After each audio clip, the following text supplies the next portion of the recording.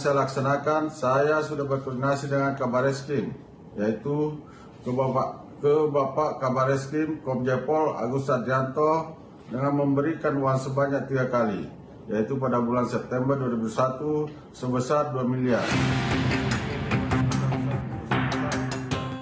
Boleh nggak? Pak Sambo. Belum nggak?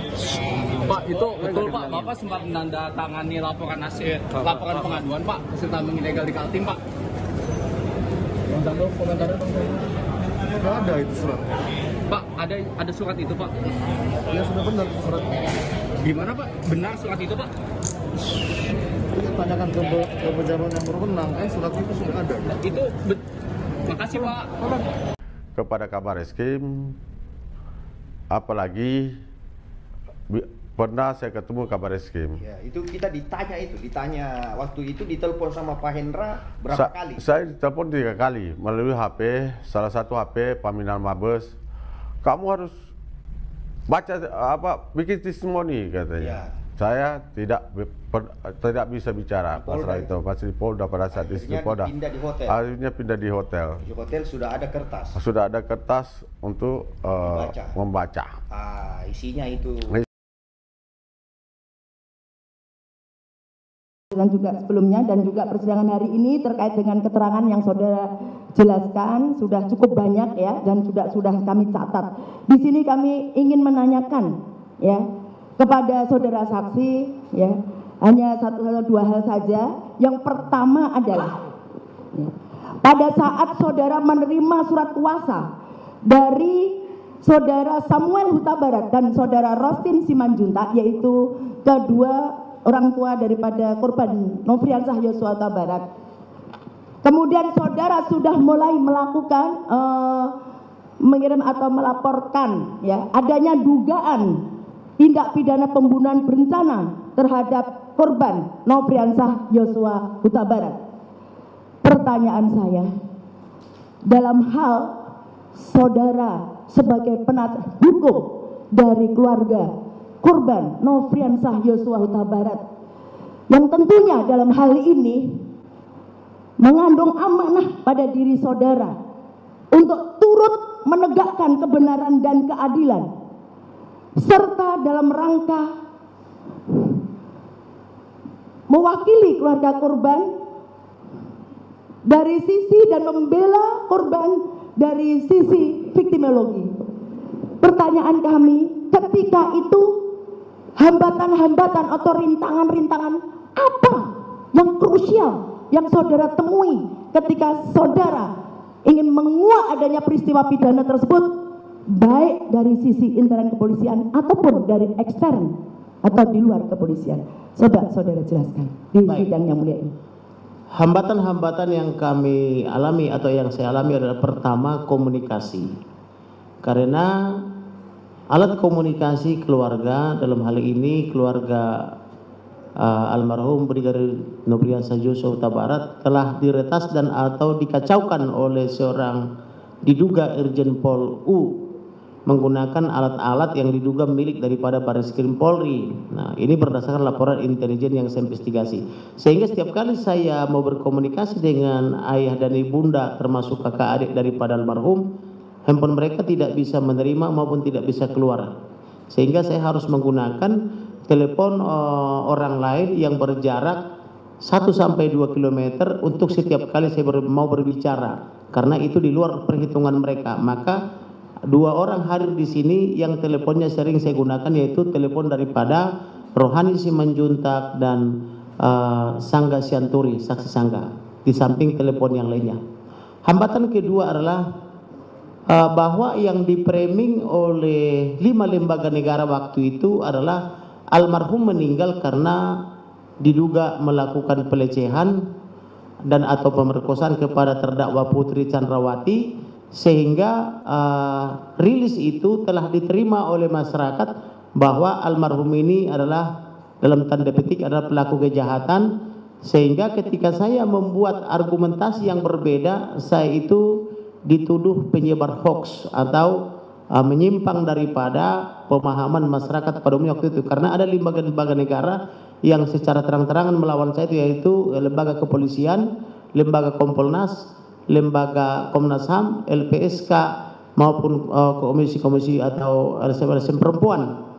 Nah, sehingga ketika kita membawa warna baru, mereka semua sangat bencinya. Bahkan ada seorang Irjen Pol Purnawirawan dari Kompolnas 5-7 kali saya hitung dia satu hari membuat rilis seolah-olah dia bagian penerangan daripada Polri, memberitakan terus bahwa almarhum ini adalah sangat jahat, memperkosa Putri Chandrawati di Duren 3 Jakarta Selatan, dan laporannya juga begitu dilapor tanggal 9 itu satu hari itu juga langsung SPDP langsung sudah seolah-olah segala sesuatu sudah tersedia seperti pekerjaan malaikat, sudah sidik dan seterusnya. Pokoknya belum lagi framing dari penasihat hukumnya bahwa kalau Putri Chandrawati itu adalah korban pelecehan seksual di kamar tidurnya di di Duren 3 itu rumah dinas. Kemudian hambatan lainnya adalah ketika saya melapor kepada penyidik Pidum Polri, mereka itu sepertinya benci kepada saya, tidak suka dengan laporan saya ini. Terbukti saya mau memberikan bukti saja mereka semua ketakutan. Jadi saya heran kenapa ini penyidik sampai pangkat jenderal kok ketakutan, sampai bintang 3 pun ketakutan, yang mulia majelis hakim dan saudara jaksa penuntut umum. Sehingga saya waktu itu untuk mengatasi ketakutan mereka itu saya bermohon kepada Kapolri supaya terdakwa Perdi Sambo diberhentikan dulu sementara dari Kadipropam, supaya polisi ini punya keberanian atau penyidik ini punya keberanian untuk menangani perkara ini. Salah hal yang paling menjengkelkan waktu itu, saya membawa bukti di dalam handphone hasil investigasi saya kepada para intelijen, baik dari BIN, dari kepolisian maupun dari tentara-tentara yang mitra-mitra saya, karena saya sudah biasa bergaul dengan intelijen sejak saya masih mahasiswa. Karena waktu mahasiswa saya pernah membela 10 orang intelijen yang disersi dan di PHK secara tidak hormat, tapi saya bela jadi kembali mereka intelijen. Jadi ketika itu tidak ada yang berani polisi-polisi atau penyidik ini yang mau menerima bukti saya dari handphone. Sehingga caranya harus saya pindah dulu dari handphone ke laptop yang tidak tersambung ke internet. Dari laptop itu pakai USB dipindah lagi ke laptopnya penyidik. Saya jadi heran kenapa orang ini takut dengan internet, sedangkan saya hanya takut kepada Elohim, kan begitu ya. Ada apa dengan mereka ini? Maka saya coba lagi pelajari, ternyata itulah saya dapat informasi bahwa ada alat-alat daripada kepolisian yang diduga sangat canggih yang memantau pergerakan ini semua, termasuk memantau pergerakan saya. Nah, kemudian maka saya pelajari lagi, maka ternyata saya ketahui berdasarkan dokumen, saya bawa juga dokumennya di sini yang mulia. Ternyata Perdi Sambo ini adalah Kasatgas Merah Putih. Saya dapat dokumennya kebetulan saya bawa. Kalau jaksa mau saya serahkan. Ya, silakan. Coba dikasih. Melalui majelis hakim yang mulia. Saya tunjukkan ke majelis hakim atau langsung?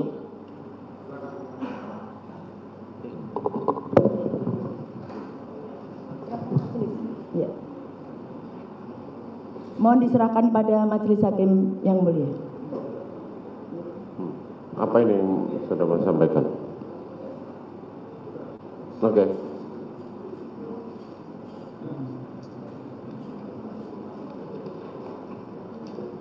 Saya lanjutkan yang mulia.